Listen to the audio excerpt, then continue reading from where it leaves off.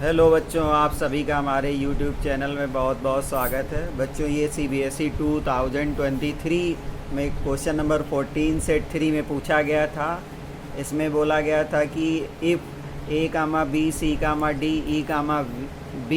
E, F are the vertices of a triangle ABC and delta denote the area of triangle ABC, then find the value of a determinant ACEBDF 111 whole square.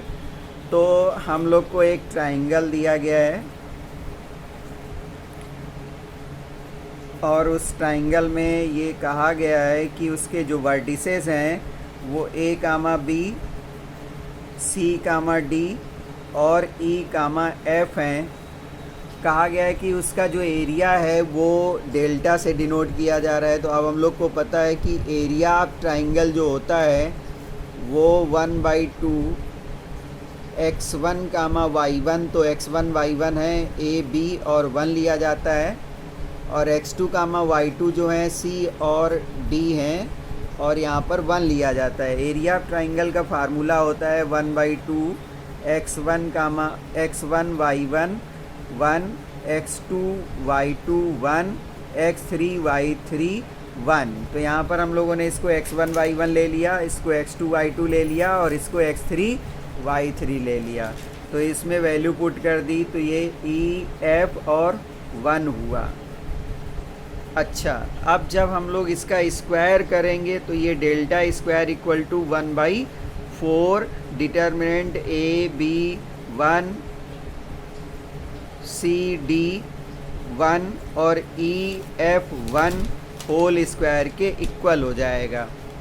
अब ये 4 का हम लोग multiply कर देंगे तो 4 delta square equal to, बच्चों अब हम लोग को पता है कि जो वैल्यू किसी डिटर्मिनेंट की आती है और वही उसके ट्रांसपोज किसी मैट्रिक्स का जो स्क्वायर मैट्रिक्स का डिटर्मिनेंट होता है वही उसके ट्रांसपोज की भी वैल्यू सेम आती है।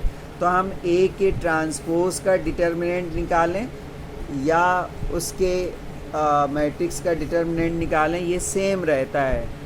तो सभी रोज़ को कॉलम बना दें और कॉलम को रोज़ बना दें, उसका डिटर्मिनेंट सेम हो जाएगा। तो यहाँ पर जो ये AB11 लिखा हुआ है ये AB1 लिखा जा सकता है, CD1 लिखा जा सकता है, EF1 होल स्क्वायर। तो हम लोग को इसकी वैल्यू पूछी गई थी कि इसकी वैल्यू क्या होगी जब हमें ये दिया गया था कि इसके वर्टिसेस दिए गए हैं और उसका जो एरिया है वो डेल्टा से डिनोट किया जा रहा है। तो इसमें इस डिटर्मिनेंट के स्क्वायर की वैल्यू क्या होगी।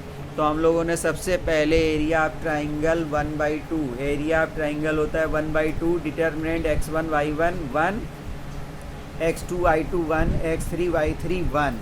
अब इसमें हमें वर्टिसेस दिए थे तो हम लोगों ने इनको x1, y1, x2, y2 और x3, y3 ले लिया और इसकी वैल्यू यहाँ पर पुट कर दी। तो delta equal to 1/2 AB1, CD1, EF1 हुआ। अब हमसे स्क्वायर की बात करी गई थी तो हमने यहाँ डेल्टा स्क्वायर निकाला, 1/2 का स्क्वायर 1/4 हो गया और इसका डिटर्मिनेंट का स्क्वायर हो गया। अब जो वैल्यू जिसकी पूछी गई थी वो इस जैसा नहीं दिख रहा था, लेकिन अगर हम ट्रांसपोज कर दें तो वो उस जैसा हो जाएगा। तो ये प्रॉपर्टी है कि किसी भी मैट्रिक्स का ट्रांसपोज करके उसका डिटर्मिनेंट निकालें या उसी का हम लोग उसी मैट्रिक्स का डिटर्मिनेंट सीधे सीधे निकाल दें तो वैल्यू सेम आती है। तो ये इसके स्क्वायर, इसका जो आंसर आया वो 4 डेल्टा स्क्वायर आंसर हो गया। Thank you.